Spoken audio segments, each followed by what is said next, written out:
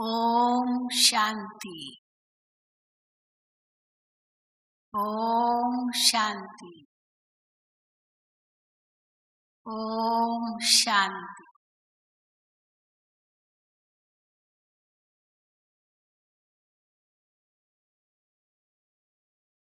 अभी अभी आप सबने बहुत सुंदर गीत सुना। शिव बाबा ने हमें क्या सिखाया कि सबसे प्रीत निभानी। प्रीत बुद्धि ही विजयंती होगी। जिसकी भगवान से प्रीत है, सबसे प्रीत है और स्वयं से भी प्रीत है, उसकी विजय निश्चित है। क्योंकि यह विनाश का काल हम देख रहे हैं। तो जैसे गीता में लिखा है, विनाश काले विपरीत बुद्धि विनश्यन्ति और विनाश काले प्रीत बुद्धि विजयन्ति। जिनकी भगवान से विपरीत बुद्धि है, मनुष्यों से भी विपरीत है और स्वयं से भी विपरीत है, उनका तो विनाश निश्चित है। और जिनकी प्रीत स्वयं से भी है, भगवान से भी है और सब से है, उनकी विजय है। अब हमें इसको बहुत अच्छी तरह से समझना होगा। स्वयं से प्रीत माना, कई बार हमारे अंदर हीनता की भावना बहुत आती है। जब हम दूसरों से अपनी भेंट करते हैं और देखते हैं कि वो तो बहुत आगे हैं, उनके अंदर तो बहुत अच्छे अच्छे गुण हैं, बहुत अच्छी अच्छी विशेषताएं हैं, लेकिन हमारे में इतनी नहीं है। तो जब ये भेंट करते हैं ना, तब हमारे अंदर एक हीनता की भावना आती। लेकिन बाबा ने हमारी हीनता कैसे मिटाई? बाबा ने हमें यही कहा, तुम हर एक ब्राह्मण आत्मा विशेष हो। कोई ऐसा न समझे कि मैं विशेष नहीं हूं। कई बार बाबा माताओं को भी कहते हैं, चाहे उनको दुनिया का ज्ञान नहीं होगा, एकदम अनपढ़ भी होगी, कभी स्कूल में भी नहीं गई, अक्षर ज्ञान जरा भी नहीं है, लेकिन उन्होंने भगवान को पहचान लिया। ये कितनी बड़ी विशेषता है। क्योंकि आज दुनिया में बड़े बड़े विद्वान, पंडित, बहुत डिग्री हासिल किए हुए, बहुत ही होशियार, बहुत ऊंचे पद पर आसीन, लेकिन उन्होंने भगवान को नहीं पहचाना। भगवान को तो क्या, खुद को भी नहीं पहचाना। मुझे याद है जब हम पहली बार विदेश जा रहे थे, 1974, 74 की बात है। तब हमने बाबा से पूछा, अव्यक्त बाबा से, कि बाबा आप हमें विदेश भेज रहे, अफ्रीका जा रहे थे, पहली बार विदेश अफ्रीका की सेवा शुरू कर दें। तो बाबा से हमने पूछा कि बाबा हम वहाँ क्या सेवा करेंगे। तो बाबा ने हमें 2 बातें कही। पहली बात कि तुम्हारे आगे बहुत पढ़े लिखे लोग आएंगे और उस समय ये कभी नहीं सोचना कि ये तो बहुत पढ़े लिखे हैं, पता नहीं कितनी डिग्रियां हैं इनको, और हम तो इतने पढ़े लिखे नहीं हैं, तो हम उनको कैसे बाबा का ज्ञान देंगे। लेकिन उस समय ये सोचना कि चाहे ये बहुत विद्वान है, बहुत पढ़े लिखे हैं, लेकिन ये खुद को नहीं जानते हैं, ये खुद को नहीं जानते हैं। तो आपको उनको वो कहना है, वो बात बतानी है जो वो नहीं जानते हैं, वो खुद को ही नहीं जानते। फिर दूसरी बात बाबा ने कही कि आपके सामने बहुत धनवान लोग आएंगे, बहुत धनी लोग होंगे, लेकिन उस समय ये नहीं सोचना कि मेरे पास तो क्या बैंक अकाउंट भी नहीं है। हम पहली बार जा रहे थे, बाबा ने सेवा पर भेजा, तो कोई बैंक अकाउंट नहीं, कोई लखपति करोड़पति कहाँ है, पैसा भी नहीं, तो थोड़ा बहुत यज्ञ से मिला, हम लेके जा रहे थे। और ये तो करोड़पति अरबपति भी लोग होंगे, तो हम इनको क्या ज्ञान देंगे। तो थोड़ी हीनता आ सकती है। तब बाबा ने उस समय हमें कहा कि बच्चे उस समय सोचना कि चाहे उनको दुनिया का धन होगा, अरबपति भी होंगे, लेकिन उनके पास शांति का धन नहीं है जो तुम्हारे पास है ना, सभी के पास। हम सबके पास जो शांति का धन है वो उनके पास कहाँ। बेचारे इतने अशांत है, चाहे कितने भी धनवान है। जितना ज्यादा पद, जितनी बड़ी टोपी, उतना कांटों का ताज। और हम बच्चे बेफिक्र बादशाह। दादी जानकी सदा कहती है जेब खाली है, हाँ सब खाली, हाथ खाली, जेब खाली, लेकिन हम दुनिया के वाली, हाँ दुनिया के राजा है।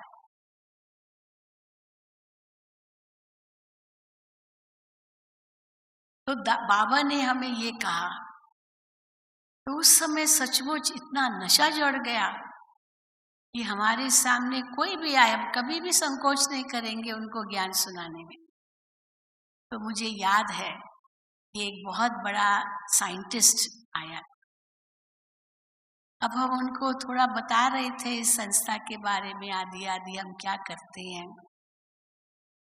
तो अचानक हमने उनसे पूछ लिया कि आप हमें ये बताएं कि आप कौन हैं, आप कौन हैं। हमारा तो आपने पूछ लिया, पर आपका भी हम सुनना चाहते हैं, आप कौन हैं, आपका परिचय। तो उसने बहुत बातें सुनाई अपने लिए, मैं ये करता हूँ, ये हूँ, ये हूँ, ये हूँ, बहुत कुछ। तो बाबा की वो बात हमें उस समय याद थी। हमने कहा ये तो चलो आपका व्यवसाय है, ये आप करते हैं, लेकिन आप कौन है, ये तो आप करते हैं व्यवसाय के रूप में, आप कौन है।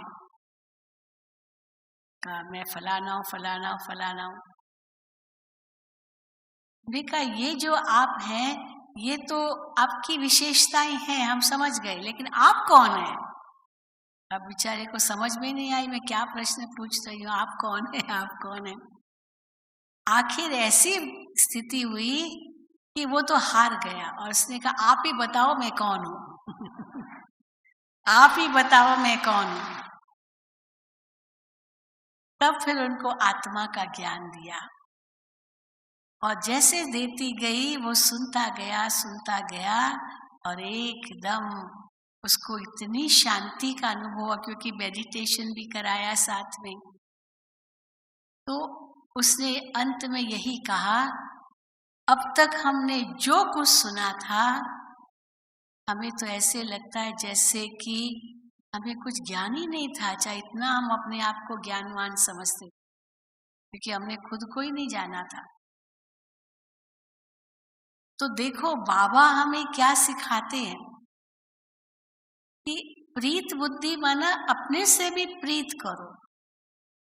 कई बार जब दूसरों के प्रति नफरत भावना, घृणा भावना आती है, या उन्होंने कोई गलती की है, तो उनके प्रति भावना अच्छी नहीं रहती कि इसने ऐसी गलती क्यों की। और परिणाम स्वरूप जब भी वो सामने आते हैं, तब हम उनको क्षमा नहीं कर सकते हैं, क्षमा ही नहीं कर सकते हैं, अंदर में नफरत भरी हुई है। लेकिन बाबा कहते हैं उनको क्षमा न करना माना अपने को क्षमा न करना, क्योंकि अंदर में नफरत भरी है, तो जैसे हम भी उस नफरत की आग में जल रहे हैं, और जब हम ही नफरत की आग में जल रहे हैं तो हमको भी कहाँ शांति हो।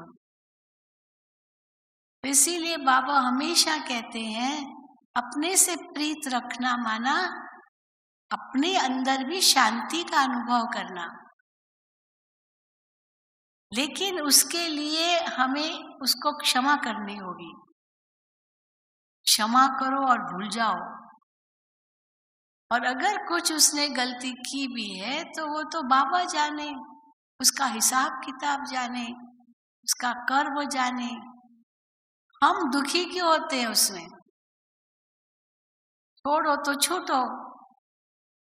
लेकिन ये क्यों होते हैं? क्योंकि हमको अपने से प्रीत नहीं है, हम क्षमा नहीं कर सकते, और कई बार खुद को भी क्षमा नहीं कर सकते।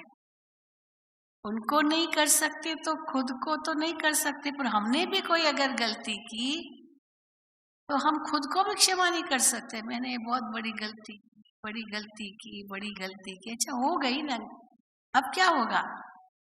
अब हो गई। बाबा ने कहा इसको ड्रामा समझकर फुल स्टॉप करो लो, और उसे सीख लो, शिक्षा ले लो कि दोबारा फिर नहीं करेंगे। हाँ, अगर दोबारा भी की, इसका मतलब आपने उनसे सीख नहीं ली, शिक्षा नहीं ली, तो फिर गलती है। पहली बार गलती की तो चलो माफ कर दिया, पर दोबारा अगर गलती की माना उस पहली बार की गलती से शिक्षा नहीं ली, नहीं तो नहीं करते ना गलती, तो फिर जरूर गलती है, तो फिर जरूर सजा होगी। माफी मांगो, फिर संकल्प करो, दोबारा फिर जब ऐसी परिस्थिति आए हिम्मत रखो, नहीं करनी है, क्योंकि अपने स्वमान में हमें रहना है। हम कौन है? तो इसलिए अपने से प्रीत बुद्धि, और जो प्रीत बुद्धि होगा, अपने से प्रीत भी होगी, उसकी सबसे प्रीत होगी। मैं अपने से ही नफरत करूंगी तो सबसे नफरत होगी। वैसे कई समझते हैं कि भाई हमको अपने से तो प्रीत है, दूसरों से प्रीत नहीं है, या दूसरों से प्रीत है, अपने से प्रीत नहीं है। कई बार होता है ना, फलाने तो इतने अच्छे हैं, फिर इतने अच्छे हैं, ये तो इतने अच्छे हैं, ये इतने अच्छे हैं, उनकी खूब तारीफ करेंगे और अपनी ग्लानि करते हैं, मैं तो ऐसे ही हूँ, निकम्मी हूँ, फलानी, और वो कितना अच्छा है। वास्तव में वो तो अच्छा है, ये अच्छी बात है सोचना, पर मैं बुरी हूं ये क्यों हम सोचते हैं? मैं भी अच्छी हूँ।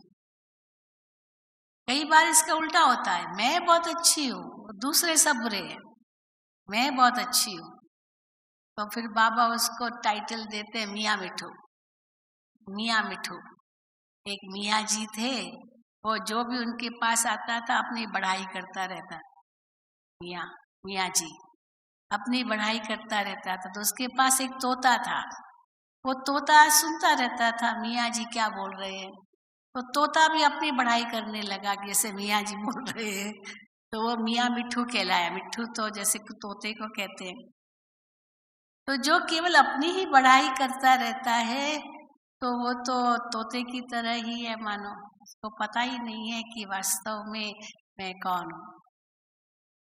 तो इसीलिए बाबा कहते हैं जिनको सच्ची प्रीत है अपने प्रति माना, जो आत्मा के मूल गुण हैं उनका स्वमान है, इसको हम स्वाभिमान कहते हैं। परंतु स्वाभिमान में अभिमान जरा मिक्स हो जाता है, इसीलिए बाबा स्वाभिमान नहीं कहते, बाबा स्वमान कहते।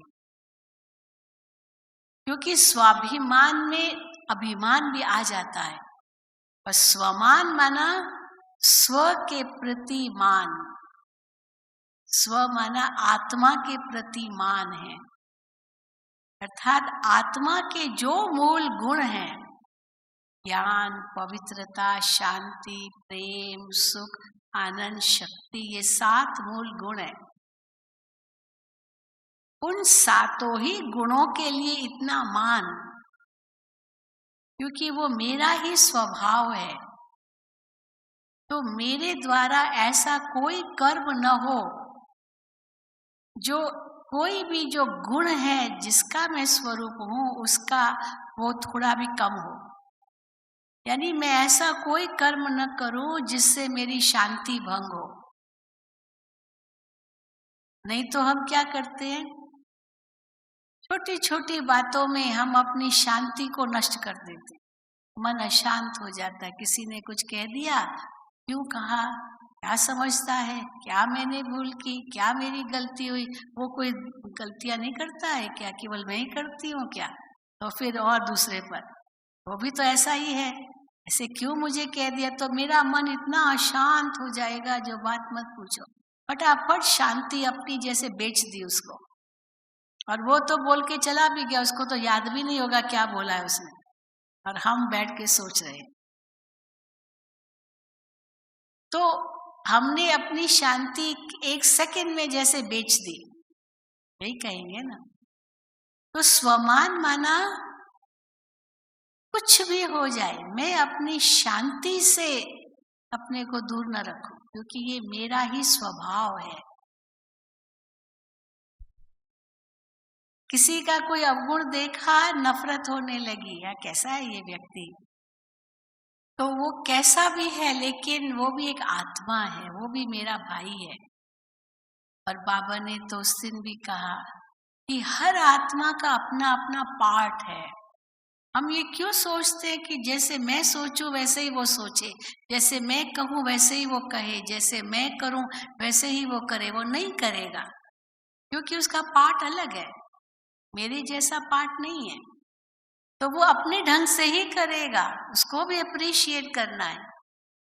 राम के पार्ट को भी अप्रिशिएट करना है, रावण के पार्ट को भी अप्रिशिएट करना है। अभी जिसने राम का पार्ट बजाया उसने तो बहुत अच्छा पार्ट बजाया, लेकिन जिसने रावण का पार्ट बजाया, रामायण में दिखाते हैं, वो भी बहुत अच्छा व्यक्ति है, बहुत ही महान व्यक्ति है, बहुत बड़ा भक्त है, लेकिन पार्ट मिला था उसको रावण का, क्या कर सकता है। तो इसीलिए हर एक का अपना अपना पार्ट है। जब ये समझते हैं तो हमें न किसी से नफरत होती है, न घृणा होती है, द्वेष होता है, और न ही हम उसको ये सोचते हम भूले, क्षमा नहीं करेंगे, हम नहीं भूल सकते, ये नहीं, क्योंकि हम अपने आप को ही क्षमा नहीं कर रहे। ये अपने से भी प्रीत बहुत जरूरी है। और दूसरा, जब बाबा कहते प्रीत बुद्धि विजयंती, माना शिव बाबा से हमारी इतनी प्रीत हो कि हर बात में शिव बाबा पहले याद आए। आज की बाबा की इतनी जबरदस्त मुरली चली, बाबा ने कहा हम कई आधार बना लेते हैं, कई आधार बना लेते हैं, और उन आधारों पर हम जैसे उसके अधीन हो जाते हैं, और हम समझते नहीं नहीं नहीं ये तो ऐसे ही साथी है। लेकिन उनके बिना न उठना, न बैठना, न खाना, न पीना, न सोना, इतना आधार उनके ऊपर रख देते हैं। अब ये अधीनता है, ये आधार केवल नहीं है। और हर वक्त उसी की याद हो, बाबा तो भूल ही गया है, तो अंत में क्या होगा, उसी की याद आएगी। बाबा कहाँ याद आएगा। लेकिन बाबा से प्रीत माना सब कुछ बाबा के लिए, सब कुछ बाबा से। वो तो आत्माएं या जो भी साधन है ये निमित्त मात्र है, लेकिन सेंटर है बाबा। और बाबा भूले और वो साधन याद आए, व्यक्ति याद आए, इसका मतलब सच्ची प्रीत बुद्धि बाबा से नहीं है। कोई भी ऐसी समझो कमी हुई, हमने फलाने को याद किया, वो मुझे मदद कर सकता है, वो मुझे मदद कर सकती है, इसका मतलब बाबा को भूल गए।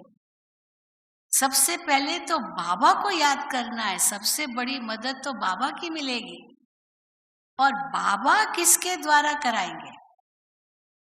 पहले उस आत्मा को याद नहीं करना है, पहले बाबा को याद करना है, पहले अपनी हिम्मत रखनी है। आज का वरदान भी यही था, विधि द्वारा सिद्धि। बाबा की भी मदद तब मिलेगी जब पहले आप हिम्मत रखेंगे। हमने हिम्मत रखी नहीं और बाबा से केवल मदद मांग ली, फिर बाबा नहीं दे रहे तो दूसरों से मदद मांग ली, क्योंकि उनकी मदद लेना तो सहज है, बाबा की पता नहीं कब मिले। पर हमने हिम्मत तो रखी नहीं। कर्म तो पहले हमें करना है, बाबा की मदद तो उनको मिलेगी जो हिम्मत रखेंगे। तो इसीलिए पहले अपनी हिम्मत, बाबा के साथ मिलकर वो हिम्मत, और फिर देखो बाबा की कैसे मदद मिलती है। किसी के द्वारा ही मिलेगी ना, और कैसे मिलेगी? बाबा की मदद ऐसे थोड़ी मिलती है।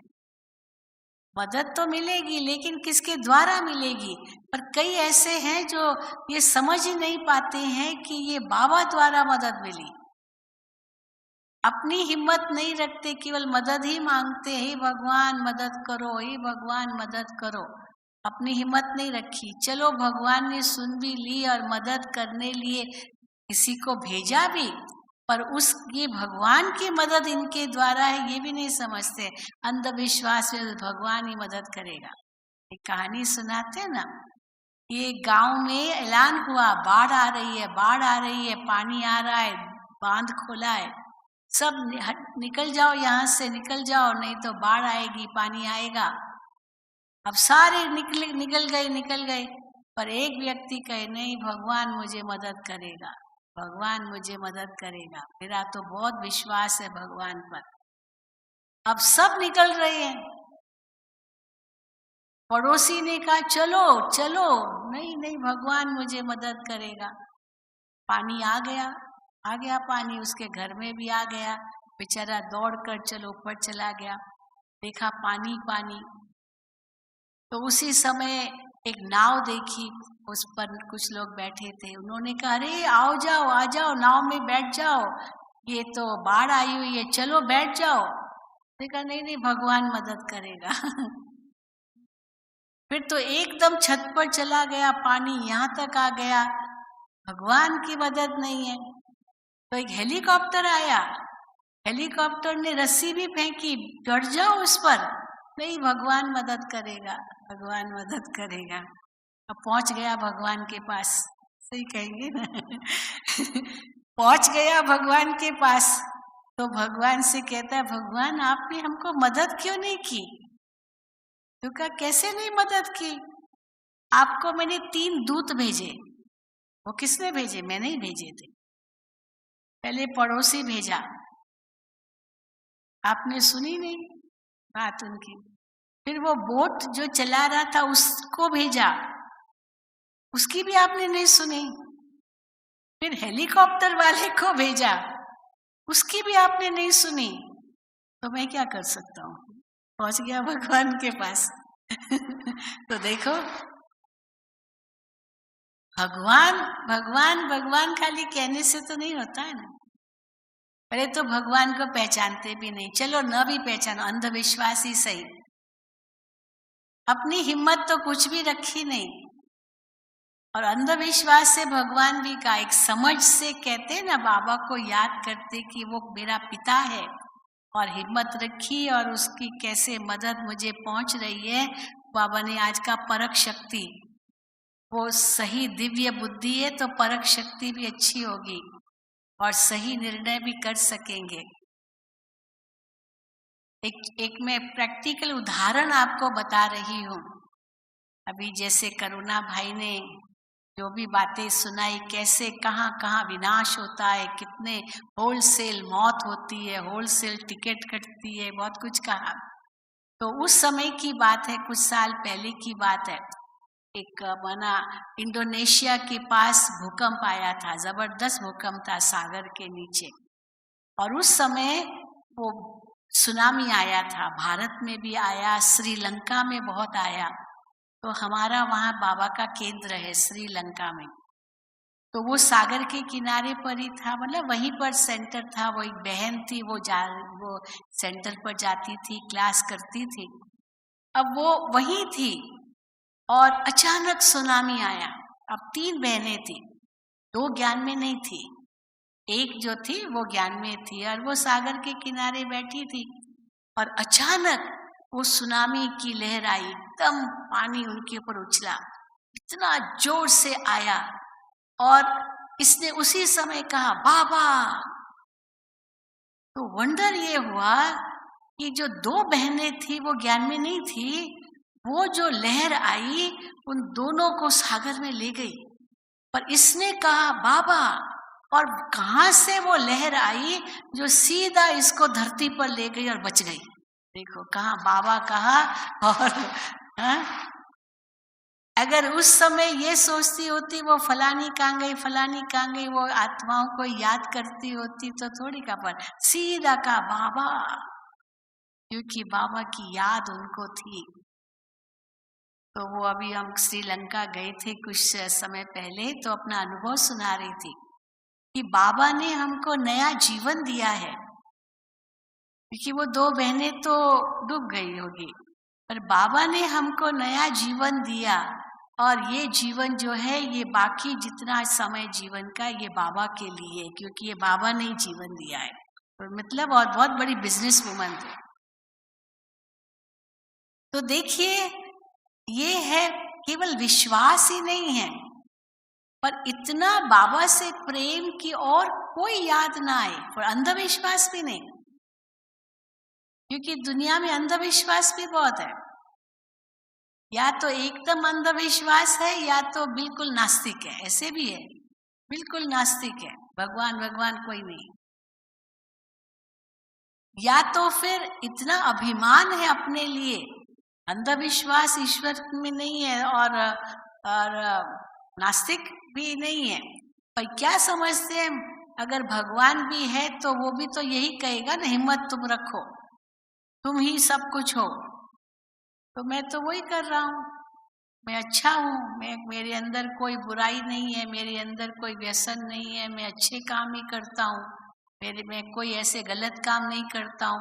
तो ये उल्टा नशा, उल्टा अभिमान, उल्टा अभिमान। किस समय क्या मदद की जरूरत पड़े उसको समझ ही नहीं, क्योंकि सब जो कुछ हूँ मैं हूँ, मैं ही हूँ, मेरी मेहनत से ये सब हुआ है, मेरी मेहनत, मैंने किया। अब ये भी बहुत अभिमान गिराता है, क्योंकि ऐसा भी समय आता है जब हमारे द्वारा कुछ नहीं हो सकता, इतने बेबस हो जाते। जैसे वो बहन हुई, क्या कर सकती थी उस समय, लेकिन एक बाबा ही सहारा था उनका, और सचमुच बाबा ने उसको कैसे बचाया। अभी कुछ दिन पहले एक और किसी ने अनुभव सुनाया कि वो बाढ़ आ रही थी। अब इन बहनों ने क्या किया, अभी कहाँ जाएंगे, इतने सारे थे, अभी कब आएगी क्या।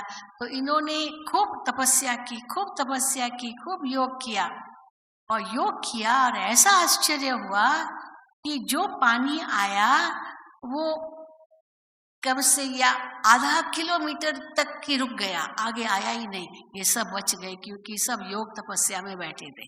ऐसे भी था। बिहार में एक बार भूकंप आया था किसी शहर में।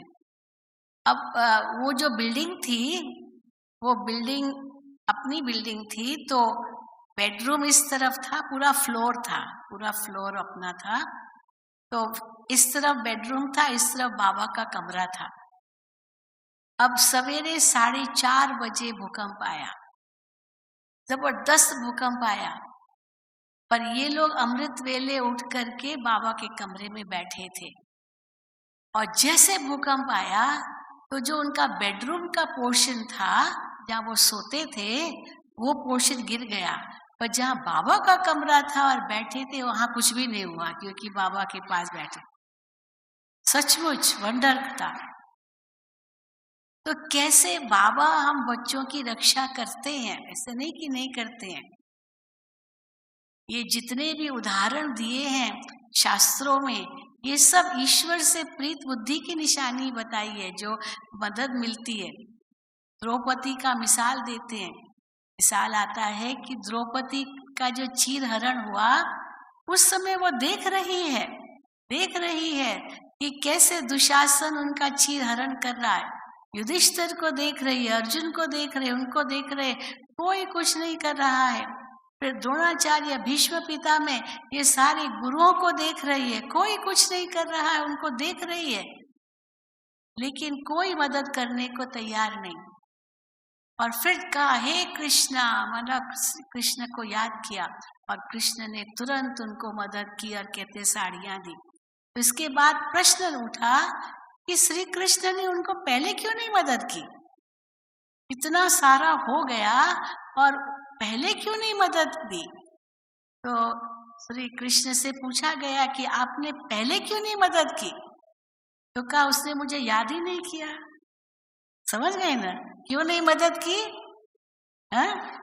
याद ही नहीं किया। वो तो उनको ही देख रही थी कि युधिष्ठिर क्या कर रहा है, अर्जुन क्या कर रहा है, और वो भीम क्या कर रहा है, या द्रोणाचार्य, भीष्म पितामह क्या कर, उनको ही देख रही थी। मुझे कहाँ याद किया? मुझे याद करे तो मैं जाऊं ना। और जब देखा और कोई रास्ता नहीं है, तब कृष्ण को याद किया। और फिर दूसरी कहानी बताते हैं कि वो भी कृष्ण ने क्या कहा, कैसे उनको मदद की। कि बचपन में या कई साल पहले ये जंगल में जा रहे थे, तो कृष्ण को कांटा चुभा और खून निकलने लगा। तो द्रौपदी ने क्या किया, अपने चीर से, अपने साड़ी से टुकड़ा फाड़ करके उनकी उंगली को बांधा, ताकि खून बंद हो और उनको जो घाव हुआ। तो अपनी साड़ी से, पल्लू से फाड़ा और उनको उनकी मलम पट्टी की। तो उसका फल उनको उस समय मिला जो भगवान ने साड़ियां दी उनको। वो जरा सा पट्टी जो बांधी, थोड़ी सी मदद की उसने, उसका परिणाम उसको इतना बड़ा मिला जो भगवान ने उनकी मदद की। अब ये भी प्रीत बुद्धि की निशानी है, लेकिन थोड़ा चूक गए। आज बाबा ने सीता को याद किया।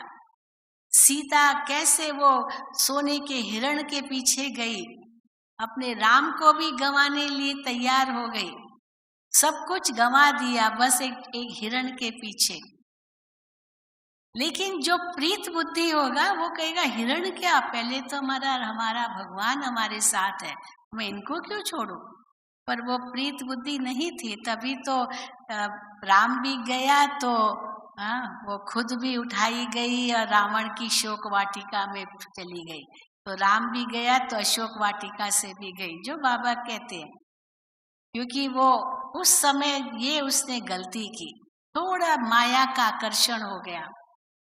तो बाबा कहते हैं, बाबा को भूले तो अगर भूला तो लगा माया का गोला। बाबा कहते हैं माया का गोला है, या तो बाप है या तो पाप है।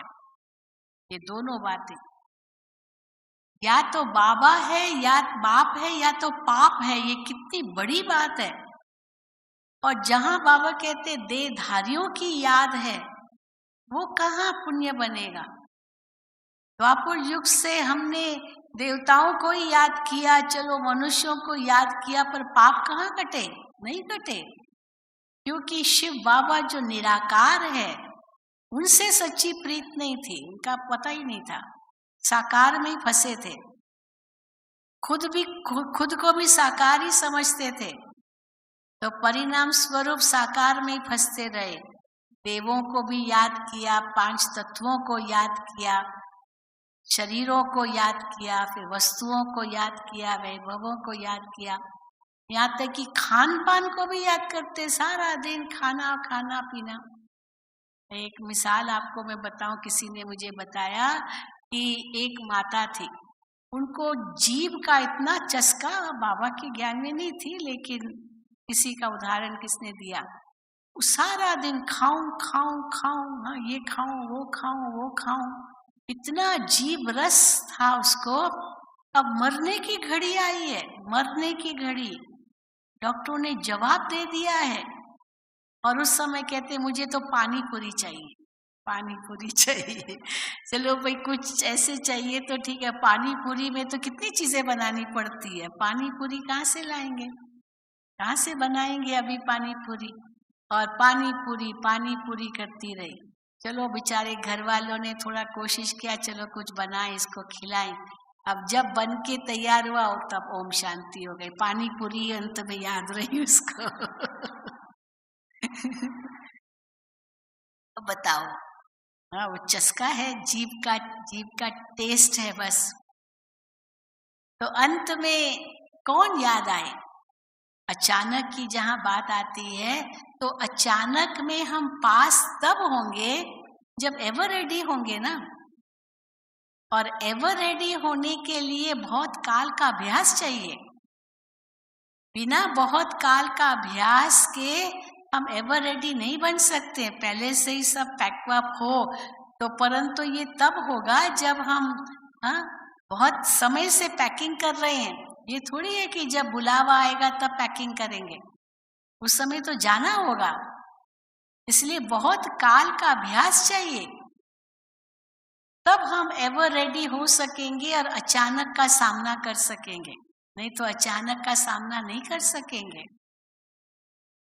इसलिए बाबा जो कहते हैं कर्मातीत बनना है, कर्मातीत बनना माना बाबा से जो हमारी सच्ची प्रीत है, उस प्रीत में अगर हम खोए हुए हैं, उस लगन में हम मगन हैं, तो जो भी हम कर्म कर रहे हैं उनके बंधन से न्यारे रहेंगे। कर्म का बंधन हमें बांधता है। कैसे कर्म का बंधन होता है, जब बाबा कहते हैं न्यारा और प्यारा,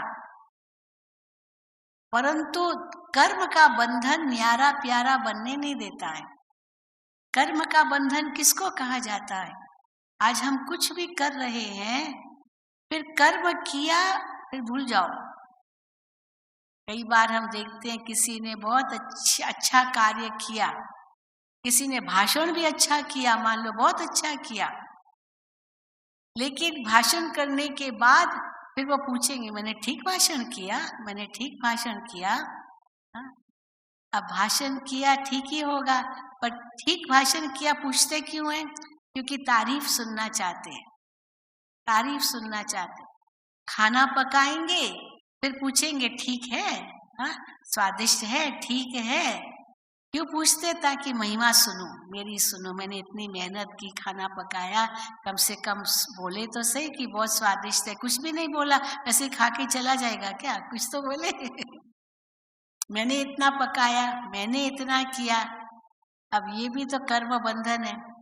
प्रशंसा की इच्छा रखना, महिमा की इच्छा रखना अपने कर्म से, ये प्रशंसा महिमा चाहना, ये भी तो कर्म बंधन है।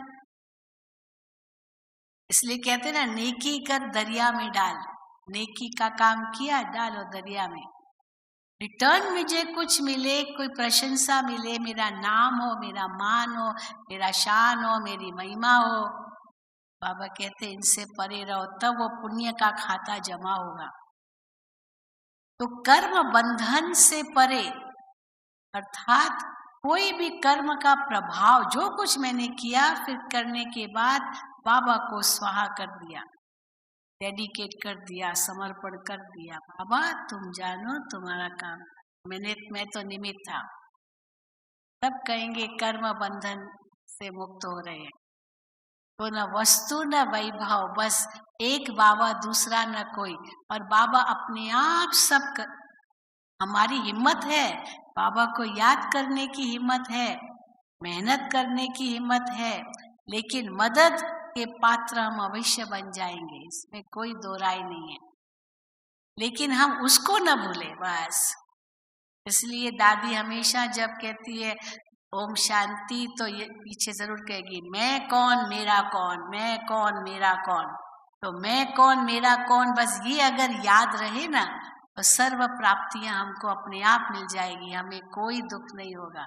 तो वही हम दादी को देख रहे हैं कैसे बाबा उनको चला रहा है, क्योंकि ये कभी नहीं भूलती मैं कौन और मेरा कौन, इसको और कुछ बुद्धि में है ही नहीं।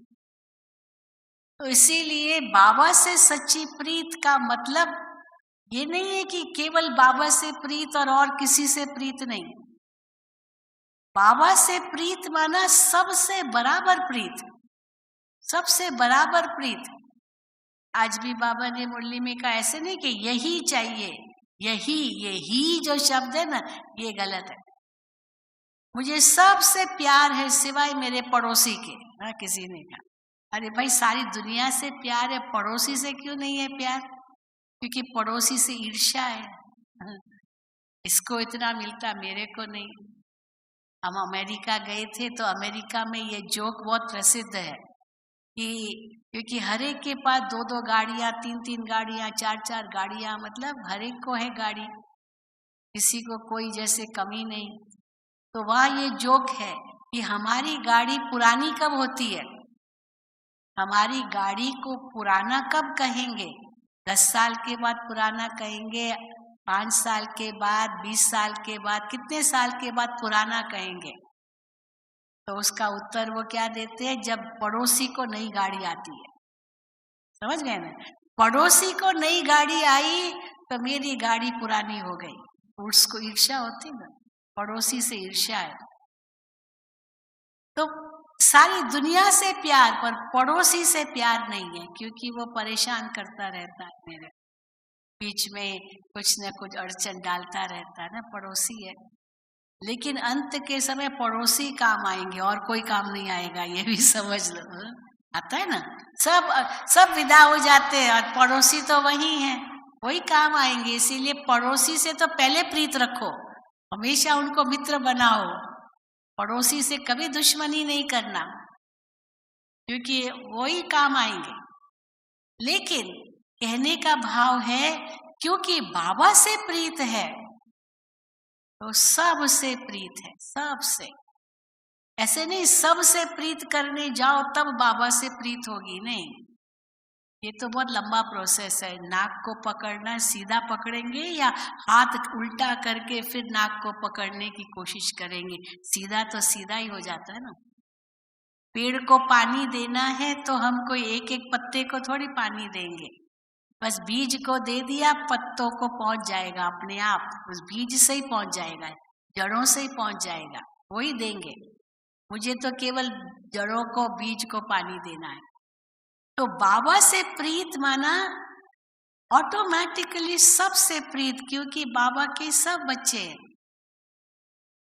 कई बार होता है ना, किसी बड़ों को थोड़ी रिस्पेक्ट देनी है, बड़ों को सीधा तो हम कुछ रिस्पेक्ट भी शब्द भी क्या बोले, लेकिन बच्चों को प्यार देंगे, उनके बच्चों को। तो जब उनके बच्चों को प्यार देते हैं ऑटोमेटिकली बड़ों तक वो पहुंच जाता है। ऐसे नहीं कि बड़ों तक नहीं पहुंचता, कि बच्चों को हमने कितना प्यार किया। अब बड़ों को रिस्पेक्ट देने जा रहे हैं पर बच्चों को तिरस्कार कर रहे हैं, तो बड़ों को भी लगेगा ये हमारा तिरस्कार है, ये उनके साथ है ना वो। इसीलिए हम कभी न सोचे कि बस हमको तो सबको प्यार करना पर बाबा को नहीं, या केवल बाबा को, हमको और किसी से कोई मतलब नहीं है। नहीं, सबसे मतलब है, सबसे मतलब है। पर ऐसे नहीं सबसे मतलब है फिर यही करेंगे, बाबा क्या करेगा, वो भी नहीं, पहले बाबा। कई बार जब माताएं बाबा के पास आती थी तो बाबा उनसे पूछते थे, बच्चे कितने आपको बच्चे हैं? तो वो कहती थी 3 लौकिक 1 अलौकिक, माना एक शिव बाबा, फिर वो एक, और 3 लौकिक। पर पहले वो कहते थे 3 लौकिक, फिर कहेंगे 1 अलौकिक। बाबा कहते थे ऐसे नहीं, ये गलत हो गया। पहला बच्चा शिव बाबा होना चाहिए। बच्चा बनाते हैं ना, तो पहला बच्चा शिव बाबा, फिर 3 लौकिक। ऐसे नहीं 3 लौकिक और 1 अलौकिक। तो बाबा को तो लास्ट में रखा। लास्ट में रखना माना, हाँ 3 तो पता नहीं कैसे होंगे, वो 1 ही अलौकिक अच्छा होगा। पर अगर बाबा को पहला नंबर रखा तो जो 3 लौकिक है ना, वही बाबा समान बन जाएंगे, कार्बन कॉपी बन जाएंगे, बाबा के बच्चे बन जाएंगे। क्यों नहीं बनेंगे? वह 3 को आगे रखा और बाबा को लास्ट रखा। तो लास्ट रखा तो फिर तो वैसा ही आपको रिजल्ट मिलेगा। जैसे पहले कार्बन कॉपी निकालते थे, तो अगर ओरिजिनल जो कॉपी है वो अच्छी है तो ऑटोमेटिकली जो कार्बन कॉपी अच्छी होगी, फोटो कॉपी भी अब निकालते। ओरिजिनली अच्छी नहीं है तो फोटो कॉपी क्या निकलेगी? तो ओरिजिनल अच्छी होनी चाहिए। तो हमारा ओरिजिनल बाबा को पहला बच्चा बनाओ, और जब बाबा को पहला बच्चा बनाया ऑटोमेटिकली वो बच्चे भी बाबा समान बनेंगे, इसमें कोई दो राय नहीं होगी। लेकिन पहले तो बाबा को बना, हिम्मत तो रखो। ये पहले हिम्मत वो रखनी होती। हमने देखा कई ऐसे भाई बहने हैं, कुछ भी उनको नया आया, नया फल आया, कुछ आया, कुछ भी पहले कहेंगे बाबा के, पहले बाबा के। भक्ति मार्ग में भी तो निकालते हैं ना, कैसे नहीं निकालते? निकालते हैं। पर वो क्या निकालेंगे? ये कुत्ते के लिए, ये कौवे के लिए ऐसे करेंगे, कुत्ते के लिए और कौवे के लिए। क्या पता कि कुत्ता में भी भगवान है, कौवे में भी भगवान है। वो जोक सुनाते ना, वो माता रोटी पका रही थी तो रोटी पका के रख दिया, भाई मैं चौपड़ती हूँ घी। लेकिन एक कुत्ता आ गया और कुत्ता वो रोटी लेके भाग रहा था। तो उसने कहा ठहरो ठहरो भगवान जी, कहीं ये कुत्ते के रूप में तो भगवान ना आया हो। ठहरो ठहरो भगवान जी, मैं जरा चौपड़ के तो दूं। हाँ, भगवान आ गया कुत्ते के रूप में। तो ये तो अंधविश्वास है जरूर, परंतु बाबा को जरूर हम आगे रखेंगे, क्योंकि हमने खुद को भी पहचान लिया, बाबा को भी पहचान लिया। और जब बाबा से सच्ची प्रीत है तो किसी से भी नफरत नहीं, चाहे वो कैसा भी है। क्योंकि हर एक में चाहे 100 अवगुण होंगे, लेकिन एक गुण जरूर होगा, जरूर होगा। ये हो ही नहीं सकता कि वो एक भी गुण ना हो। और वो एक गुण जो होगा उसी को देखो तो उससे प्रीत जरूर होगी, भले 100 अवगुण है। 100 अवगुणों को नजरअंदाज करके एक गुण को देखेंगे तो कभी भी किसके प्रति नफरत नहीं जाएगी। और हो ही नहीं सकता कि उसके अंदर कोई गुण ना हो। तो जब हम ये बुद्धि में धारण करते हैं तो ऑटोमेटिकली सबके अंदर कोई ना कोई गुण देखेंगे जरूर। इसीलिए बाबा ने एक युक्ति बहुत अच्छी बताई थी, सर्वगुण संपन्न बनना है तो क्या करो, क्या मेहनत करो सर्वगुण संपन्न बनने की। सर्वगुण संपन्न बनने का सहज से सहज साधन है, एक एक का गुण ही देखो बस। एक एक का गुण देखेंगे तो गुण चोर बन जाओ। गुण चोर भले बनो, लेकिन और कोई बात में चोर नहीं बनो। और कोई बात में चोर नहीं बनो, किसी की चीज नहीं उठाओ, पर गुण चोर जरूर बनो। छिप छिप करके उसका गुण उठा लो। और गुण ऐसा होता है वो दे न दे, आप उठा सकते हो। वो कोई देने देगा नहीं, आपको ही उठाना है। क्योंकि कई बार उसको भी नहीं पता होगा कि ये गुण है मेरे अंदर, लेकिन आप सहज रूप से समझ सकेंगे ये गुण है इनके अंदर। तो इसीलिए गुण चोर भले बनो, उसका गुण कम नहीं होगा। आप उसका चोरी करेंगे, वो गुण कोई कम नहीं होगा। तो जब ये हम बुद्धि में रखते हैं तो मन हमको इतना हमारा शांत हो जाता है, इतनी प्रीत बुद्धि बन जाती है। जहाँ ये प्रीत है तब हमारी विजय है। तीनों ही चाहिए, जैसे निश्चय बुद्धि विजयंती, वैसे प्रीत बुद्धि विजयंती। तो ये प्रीत निश्चय के आधार पर ही हो सकती है, बिना निश्चय के प्रीत कैसे होगी।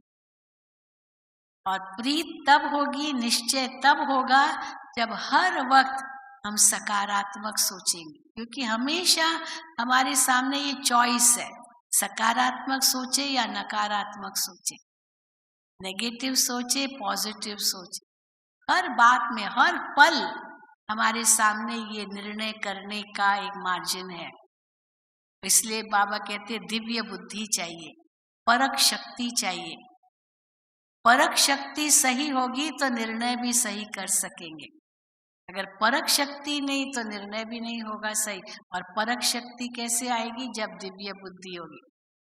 और उसके लिए आज जैसे बाबा ने कहा मैग्नीफाइंग ग्लास चाहिए।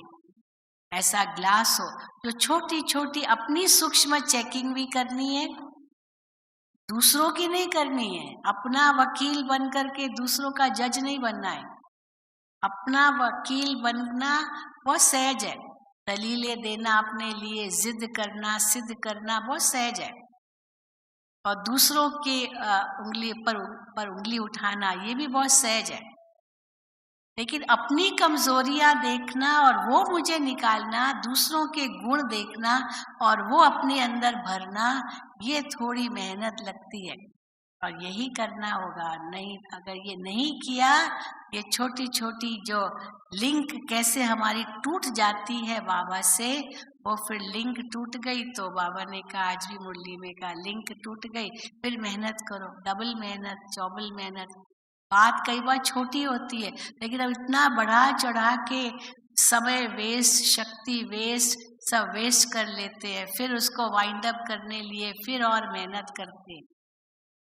तो अपनी शक्ति की बचत करो, समय की बचत करो, श्वासों की बचत करो, संकल्पों की बचत करो। आज का ये स्लोगन ही था, बचत करो। तो ये बचत का खाता बढ़ाओ, तब हम पुण्य आत्मा बन करके बाबा के संग कर्म बंधनों से मुक्त होकर के वापस जाएंगे। हाँ, सभी तैयार है ना? हाँ, ऐसे तैयार रहो जो अचानक कुछ भी हो जाए, हमारे सब गांठें खुली हुई हो, बंधन खत्म हुए हो।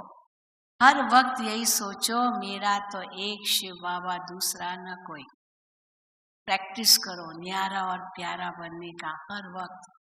तो देखो अचानक में पास हो जाएंगे, एवर रेडी रहेंगे। और ये बहुत काल का अभ्यास अंत में धोखा नहीं देगा, नहीं तो धोखा खा सकते हैं। आज भी बाबा ने सावधान की। तो बाबा अपने बच्चों को ही कहेंगे ना, और बाहर वालों को थोड़ी कहेंगे। आज भी बाबा ने कहा अपने बच्चों को ही कहेंगे। तो बच्चों पर हुज्जत है, तभी बाबा कोई शिक्षा सावधानी नहीं देते। ये भी प्यार है भगवान का हम बच्चों के लिए, जो कितनी बाबा ऊंची बातें, ऊंची नजर हम पर रखते हैं, इतने वरदान देते, इतने सम्मान देते हैं, इतना प्यार देते हैं। तो भगवान का प्यार भी अनुभव करो, खुद का प्यार भी अनुभव करो, तो ऑटोमेटिकली सबका प्यार भी अपने आप मिलेगा। आप तो करो ही, पर सबका आपको अनुभव होगा, आपको महसूस होगा सबका प्यार, सबकी दुआएं आपको मिल रही है। यही विजय की निशानी। अच्छा, ओम शांति, ओम शांति, ओम शांति। चलिए थोड़ी देर के लिए हम बाबा की याद में रहेंगे और अपने अंदर जांच करो, अपने से प्यार कैसे करना होता।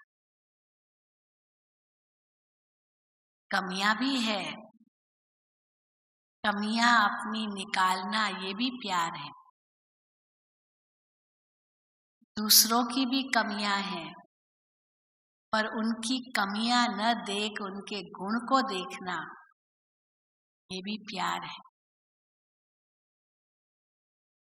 बाबा के सिवाय और कोई याद न रहे, ये भी सच्चा प्यार। तो ऐसी प्रीत बुद्धि बनकर हम 5 मिनट इसी लगन में मगन होकर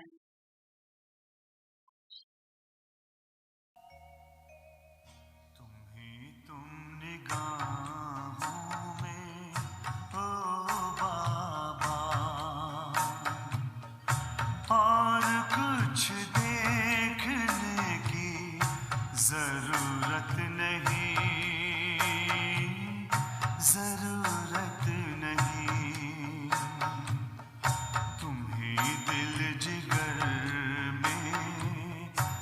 बसे हो सदा, और दिल की कोई हसरत नहीं, हसरत नहीं। तुम निगाहों में हो बाबा।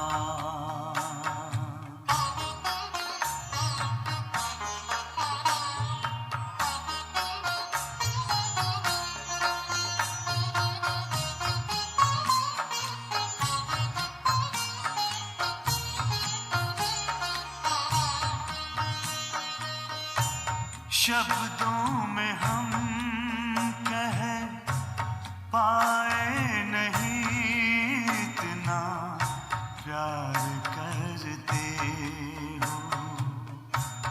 पढ़ते नहीं धरती पर कदम, इतनी शक्ति भरते हो। तुम्ही मन के मंदिर में हो बाबा, बसे और कोई मूरत नहीं, मूरत नहीं। तुम निगाहों में हो बाबा।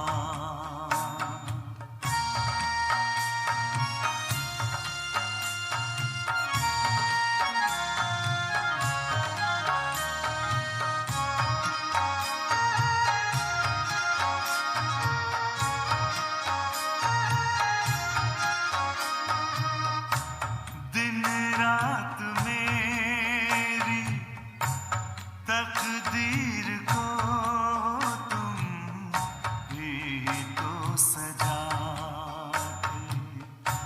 सुख सागर में लहराए मन जो खुद सा बनाते। इन नैनों में तेरे सिवा बाबा, बसे कोई भी सूरत नहीं, हाँ सूरत नहीं।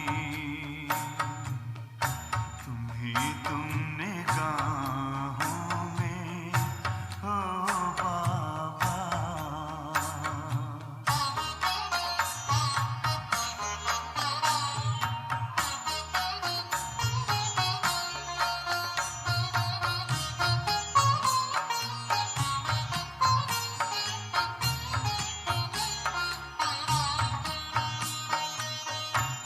हीरे जैसा जीवन दिया, फूलों जैसी मुस्कान दी।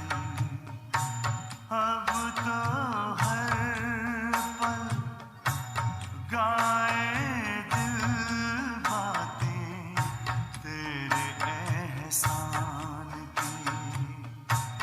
पाके तुझे सब कुछ पाए, और दिल की कोई चाहत नहीं, चाहत नहीं। तुम निगाहों में हो बाबा, और कुछ देखने की जरूरत नहीं, जरूरत